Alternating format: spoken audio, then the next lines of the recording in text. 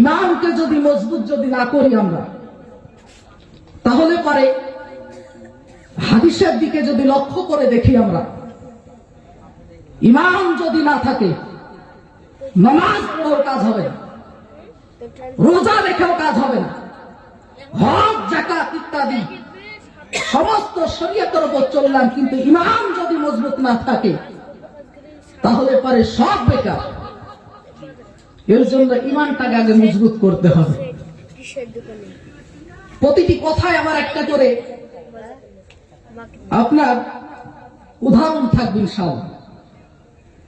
প্রথমত আমরা বলি, এই ঠান্ডার রাত্রিতে আমরা পোশাক পরিধান করে আছি না, ঠান্ডার পোশাক, আমরা কেউ জ্যাকেট, কেউ চাদর।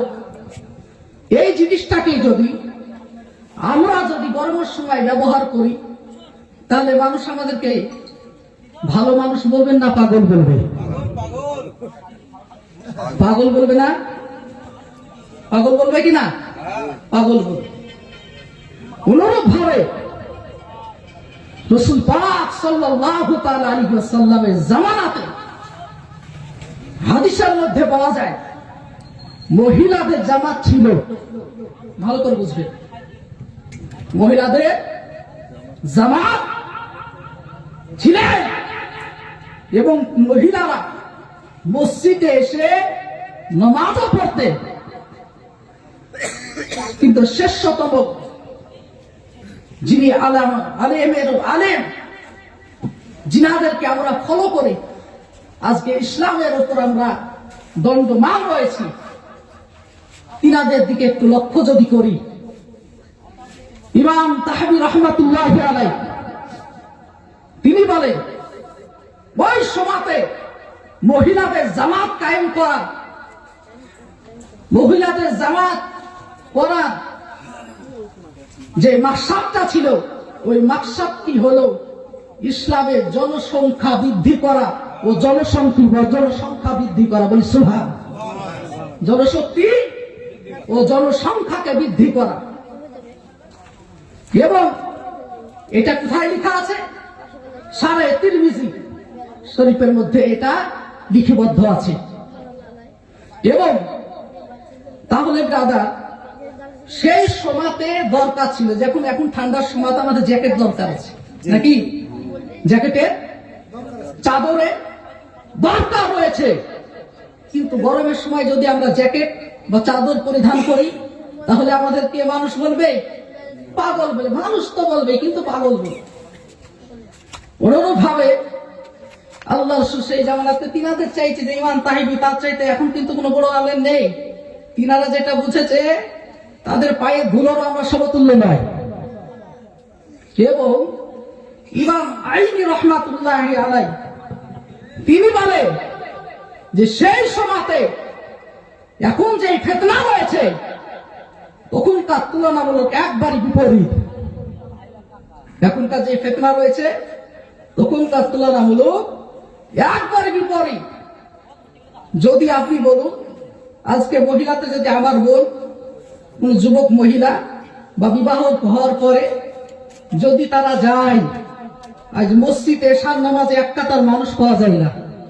কিন্তু আপনার আমার ধারণা কি বলুন তো, এখন যদি মহিলারা যদি মসজিদে প্রবেশ করে জামাত আদায় করে, তাহলে পারে মানুষের ঢল সইবে না, আর ফিতনা ফাসাদের মধ্যে জড়িয়ে পড়বে। এর জন্য ব্রাদার ইসলাম তাম সাহাবা ঐক্যমত ইজমা করার পরে হযরত উমর ফারুক রাদিয়াল্লাহু তাআলা আনহু, তার আগে একটা কথা বলি। আজকে আফসোস লাগে, আমাদের গ্রামে আমার চাচা সৌদি যাওয়ার পরে, এবং আরো কিছু লোক দেখি সৌদি যাওয়ার পরে 5 থেকে 6 বছর কাজকর্ম করার পরে আসার পরে তাদের নামাজের তরিকা, তাদের সমস্ত কিছু আপনার কিন্তু অন্যরকম। এমনকি দেখি যে ঈদের দিনে, বকরি ঈদ, জুম্মা ঈদ, এই ঈদের দিনে তাদের অথবা আমাদের চাচিদেরকে সঙ্গে করে নিয়ে যে নামাজ পড়ছে, নামাজ পড়ছি।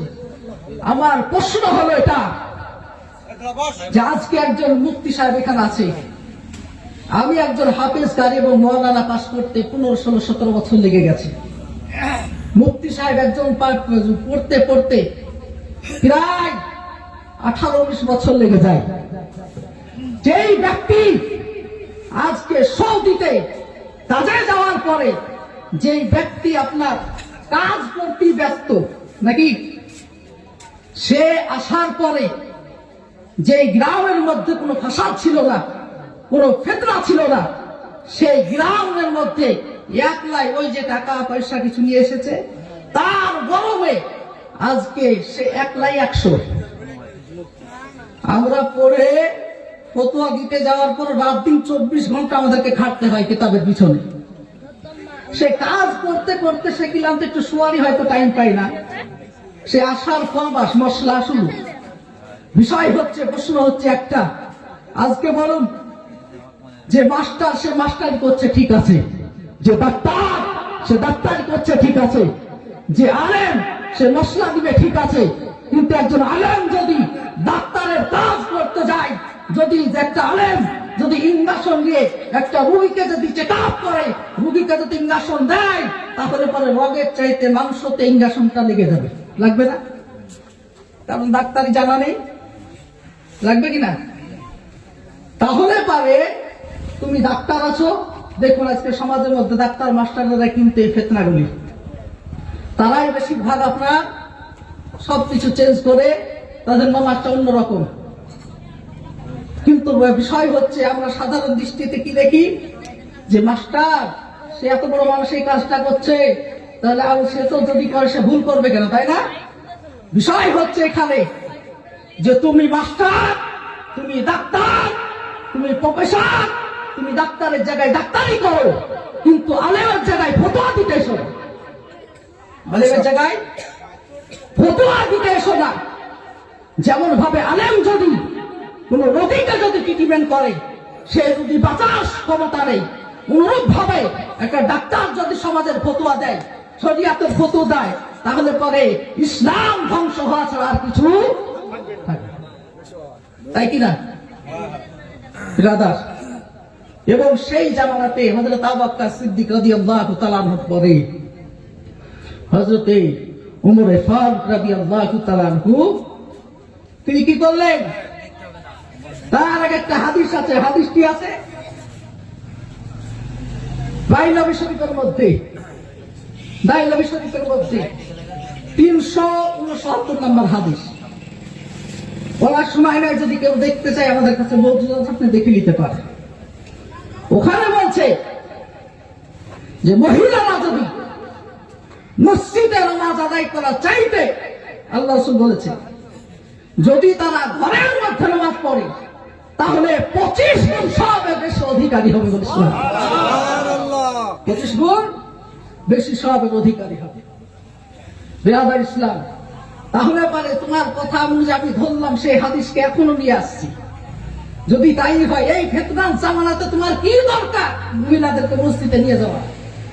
তোমাকে তো আল্লাহ রাসূল ফ্যাসিলিটি দিল, সুবিধা দিল, যে মসজিদে নামাজের চাইতে ঘরে নামাজ পড়া 25 গুণ বেশি সওয়াবের অধিক। তাহলে কি দরকার তোমার?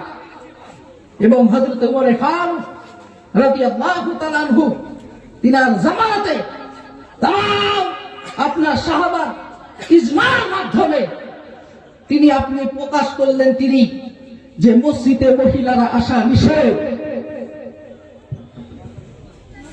একজন মহিলা হাদিস শরীফের মধ্যে এসেছে, উম্মে হুমায়রা রাদিয়াল্লাহু তাআলা আনহা, তিনি বলেন, ইয়া রাসূলুল্লাহ, নবী গো, আপনার পিছনে নামাজ পড়তে আমি ভালোবাসি। বলে, হুমায়রা, আমি জানি তুমি হচ্ছে আমার পিছনে নামাজ পড়তে ভালোবাসো, কিন্তু তুমি যদি মসজিদ থেকে যদি ঘরের মধ্যে নামাজ পড়ো, তাহলে এই মসজিদ তুলনামূলক সব বেশি। বলি সুবহানাল্লাহ। হযরত উমর ফারুক রাদিয়াল্লাহু তাআলা আনহু তিনি বলেন, ওই হাদিসের দিকে লক্ষ্য করে এবং এই ফিতনার দিকে লক্ষ্য করে আমি মসজিদে আসার জন্য মহিলাদেরকে বারণ করে দিই। তাহলে যেখানে বলছিলাম যে তখন দরকার ছিল যে এখন যেমন শীতের পোশাক দরকার কি চাদর আর জ্যাকেট, তখন দরকার ছিল, কিন্তু এখন উমর ফারুক দেখছে যে তার জামানা তার মসজিদে যাওয়ার দরকার নেই। বিশেষ কথা হলো যে বলুন তো, হাদিস যদি দেখেন সবাই কম বেশি জানে, আল্লাহ রাসূল জিন্দা অবস্থায় যখন পৃথিবীর মধ্যে ছিল পর্দা নেওয়ার আগে, তখন বলেছিলেন 10 জন সাহাবা জান্নাতি ঘোষণা করেছিলেন। 10 জনের মধ্যে উমর ফারুক ছিল।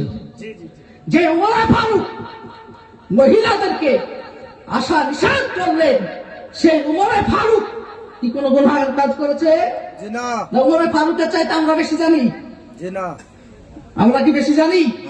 অতএব আমরা বেশি জানি না। উমর ফারুক রাদিয়াল্লাহু তাআলা আনহু তিনি বললেন যে ওই দিকে লক্ষ্য করে যে 25 জন সওয়াবের বেশি অধিকারী হবে, এবং মহিলাদের যে ফিতনার দিকে লক্ষ্য করে, পর্দার দিকে লক্ষ্য করে আমি কি করলাম, মহিলাদেরকে আসার জন্য নিষেধ করে দিলাম। এবং কিছু মহিলা তারা করলেন কি, আল্লাহ রাসূল জাহিলি জিন্দেগিতে নেই, তারা করলেন কি, মা আয়েশা সিদ্দিকা রাদিয়াল্লাহু তাআলা আনহার কাছে গেলেন, সে গায়ে জানালে, বলে উমর ফারুক আমাদেরকে মসজিদে আসার জন্য নিষেধ করছে। মা আয়েশা বললেন, আবু দাউদ শরীফ 84 নম্বর পৃষ্ঠার মধ্যে হাদিসটা লিপিবদ্ধ আছে।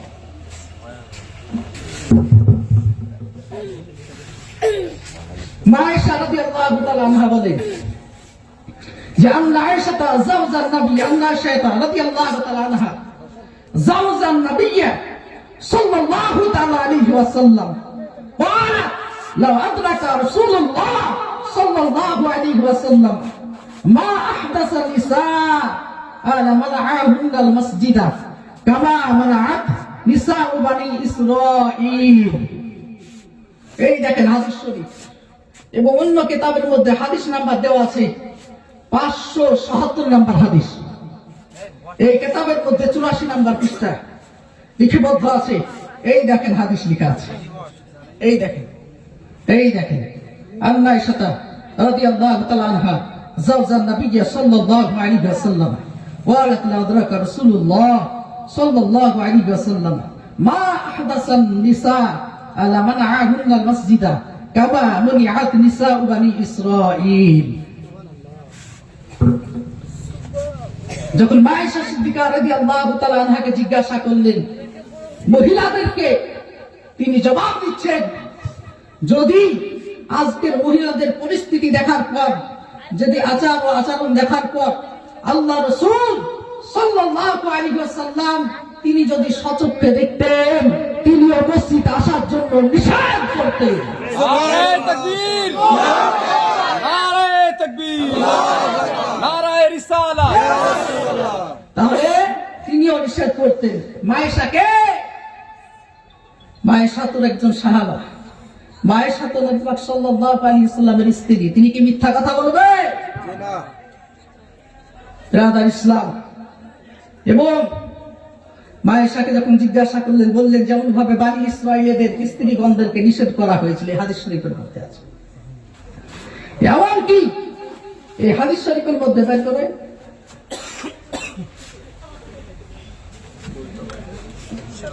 আবু দাউদ আপনার 84 নম্বর পৃষ্ঠা, এই হাদিসের মধ্যে নকল করছেন হযরতে ইবনে আব্দুল্লাহ ইবনে মাসউদ, তিনি বলেন আমি নবিয়্যা সাল্লাল্লাহু আলাইহি ওয়াসাল্লাম ওয়ালা সালাতুল মারওয়াতি বাইতিহা আফদালু মিন সালাতিহা ফি হুজরাতিহা ওয়া সালাতুহা মাকতাইহা আফদালু মিন সালাতিহা ফি বাইতিহা। হযরত মাসউদ রাদিয়াল্লাহু তাআলা আনহু তিনি বলেন যে মহিলারা ঘরে বারান্দায় নামাজ পড়ার চাইতে ঘরে নামাজ পড়া হচ্ছে অধিক উত্তম। এবং যেই ঘরে থাকেন সেই ঘরে নামাজ পড়ার চাইতে গোপন জায়গাতে গোপন ঘরে নামাজ পড়া তার চাইতে অধিক উত্তম। বলে সুবহানাল্লাহ। তাহলে আপনি আমি আজকে বলুন তো, এখানকার মধ্যে আমরা মানুষ কিন্তু কম বেশি মুর্শিদাবাদের মানুষ গরিব, অর্থ সমর্থ কম। আমরা যাই কেরালাতে, যাই না? কেরালাতে যাই, কেরলাতে যাওয়ার পর কেউ 1-1.5 হাজার ইনকাম করি, আমাদের এখানে যদি খাটে তো 400-500 উপরে ইনকাম করতে পারি না। আজকে ব্রাদার, যদি আমরা এই জায়গাতে কেউ যদি বলে তোমাকে কেরালা যেতে হবে না বা কলকাতা যেতে হবে না, এখান থেকে তুমি 2000 টাকা ইনকাম করবে, তাহলে কেউ কি কেরালা যাবে, কলকাতা যাবে? তাহলে বলুন তো, আজকে সব কাজের মধ্যে আমরা যেটাতে লাভ সেটাতে বুঝি, কিন্তু যেটাতে আল্লাহ রাসূল সাল্লাল্লাহু আলাইহি ওয়াসাল্লাম যে হাদিসের মধ্যে বললেন যে তোমরা জামাতে মহিলারা নামাজ পড়া চাইতে ঘরে নামাজ পড়া হচ্ছে অধিক উত্তম বা 25 গুণ বেশি সওয়াবের অধিকারী হবে, তাহলে ওই জায়গাতে কেন মানতে এত দ্বিধা? লসে কেন ওখানে? আমরা লসে যাব? লসে যাব আমরা? ব্রাদার ইসলাম, এমন কি আপনার এই জায়গাতে ফতোয়া দিচ্ছেন, আমার ফতোয়া নয়, সাধারণ আমার ফতোয়া নয়, বা এখানে যে হাদিস বিদ বিখ্যাত ফাকিয়ে মিল্লাত কে, কোথায় ফাইজুর রাসূলের মধ্যে ফাকিয়ে মিল্লাত মুফতি জালালউদ্দিন আহমদ আমজাদি রাদিয়াল্লাহু তাআলা আনহু, তিনি আপনার লিখছেন কত পৃষ্ঠায়, 446 নাম্বার পৃষ্ঠায় ফতোয়া দিচ্ছেন যে মহিলারা ঈদের নামাজ বা বকরিদ কিনা। এই দেখেন কেতাব আমার মতো মৌলবি কিন্তু লিখতে পারবে না, এ হচ্ছে হাদিস পণ্ডিত বিখ্যাত, তিনি লিখছেন। এবং কি ফতোয়া আলমগীরিতে জিলদে আউয়াল অর্থাৎ প্রথম নাম্বার জিলদে আপনার 74 নাম্বার পৃষ্ঠায় বলা হয়েছে, লা তাজিবুল জুমআতি আলাল আবিদি ওয়ান নিসওয়ানি ওয়াল মুসাফিরিন ওয়াল মুরতাজা কাযা ফিল মুহিতি সারখাসা। তিনি বলেন যে গুলামों, औरतों और मुसाफिर और मरीजों पर नमाज जुमा वाजिब नहीं। তিনি বলেন যে গোলাম, মহিলা, মুসাফির ব্যক্তি এবং যারা অসুস্থ ব্যক্তির জন্য জুমা হচ্ছে ওয়াজিব নয়, জুমা ওয়াজিব নয়। তারপরে বলেন উসি কিতাব মে, यानी ওই কিতাবের মধ্যে 77 নাম্বার পৃষ্ঠার মধ্যে আছে, তাজিবু সালাতুল ঈদ আলা কুল্লি মান তাজিব আলাইহি সালাতুল জুমআ। তিনি বলেন যে यानी जिन लोगों पर नमाज जुमा वाजिब है उन्हीं लोगों पर नमाज ईद भी वाजिब है। যার উপরে জুম্মার নামাজ ওয়াজিব আছে তার উপরই ঈদের নামাজ ওয়াজিব আছে। তাহলে এখানে কি বললো, মহিলা তাদের উপর ঈদের জুম্মার নামাজ ওয়াজিব নেই। অতএব বোঝা গেল জুম্মার নামাজ যদি ওয়াজিব না হয় তাহলে পরে আপনার ঈদের নামাজ ওয়াজিব নয়। তারপরে কি বলেন দেখেন,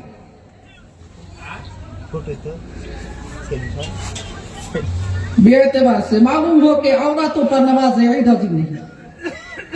रहा जो सवाल, तो औरतों के लिए ईद की नमाज जायज भी नहीं এবং औरत के लिए महिलाদের জন্য ঈদের নামাজও জায়েজ নয়।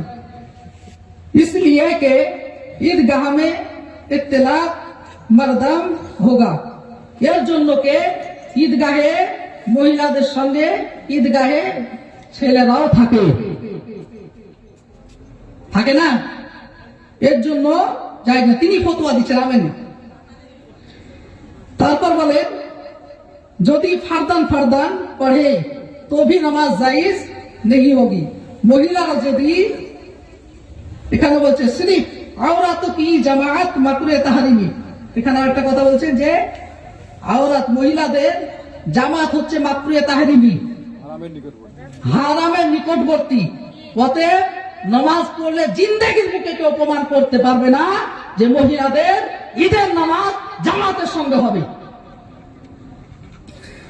আর अगर फरदान पढ़े तो भी नमाज जायज नहीं, এবং যদি একা একা পড়ে তবুও নামাজ জায়েজ নয়।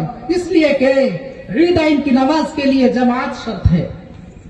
এর জন্য কি ঈদের জন্য জামাত হচ্ছে শর্ত।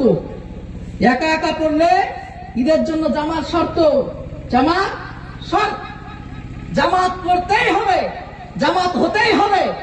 আর মহিলার জন্য একা একা পড়লেও ঈদের নামাজ জায়েজ হবে না।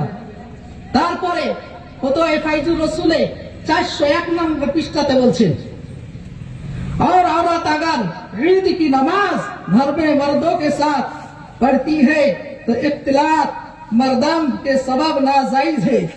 যদিও বেশ ছেলেদের সঙ্গে একসঙ্গে ঘরে যদি জামাত করে পড়ে তবুও নাজায়েজ। और अगर सिर्फ औरत जमात करे ये भी नाजायज। যদি শুধুই যদি আপনার মহিলারা যদি জামাত করে তবুও তিনি ফতোয়া দিচ্ছেন যে এটাও হচ্ছে নাজায়েজ। इसलिए के सिर्फ औरतों की जमात नाजायज है, मकरूह तहरीमी। फतवा आलमगीरी जिल्द अव्वल फतवा आलमगीरेর মধ্যে বলছেন, मिशरेर प्रिंट 80 नंबरेर মধ্যে বলেন, और अगर फर्दन फर्दन पढ़ी तो भी नमाज जायज ना होगी, इसलिए कि ईदैन की नमाज के लिए जमात शर्त है। हाँ, औरतें उस दिन अपनी अपने घरों में फर्दन फर्दन नफल नमाज पढ़ी तो बाइसर सब है। যদি মহিলারা জামাত তো চলবেই না, আহলে সুন্নাত ওয়াল জামাতের ফতোয়া জামাত চলবেই না এবং ঈদের নামাজও চলবে না। যদি তারা ইচ্ছা করে ঘরের মধ্যে একা একা, তবে ঈদের নামাজ নয়, জুমার নামাজ নয়, আপনার বকরি ঈদের নামাজ নয়, একা একা যদি নফল নামাজ পড়ে তাহলে পরে সব হবে। বলি সুবহানাল্লাহ। ব্রাদার ইসলাম, আমরা হচ্ছে মুসলমান আহলে সুন্নাত ওয়াল জামাত। আমরা কোনোদিন কোন বাতিলের দিকে তাকিয়ে আমাদের ঈমানটাকে ধ্বংস করব না। আমরা সব সময় আমাদেরকে দেখতে হবে যে আসলে ব্যাপারটা কি। কোন একজন বিখ্যাত ডাক্তার আসার পরে হাত যদি বুকে বাঁধে, তার দেখে দেখে বলে তুমি ডাক্তারই আছো, তোমার কাছে অসুখ দেখাবো, তোমার কাছে আমি চেক আপ করাবো, কিন্তু আমার মশলাতে যেন তুমি চেক আপ করতে এসো না। আমার মশলার বিরুদ্ধে তুমি মশলা দেওয়ার কেউ নয়। কারণ হচ্ছে মশলা, আজকে মশালা দেওয়ার জন্য মুফতি সাহেব আছে, আজকে শরিয়াতের উপর আলেম উলামা আছে, তাদেরকে দেখে তাদের পথ দেখে আমরা চলবো। বাবা আলাইহিল বালাগ, ভাষার মধ্যে বলার মধ্যে ভুল ত্রুটি আপনাদের সকলের কাছে ক্ষমা প্রার্থনা।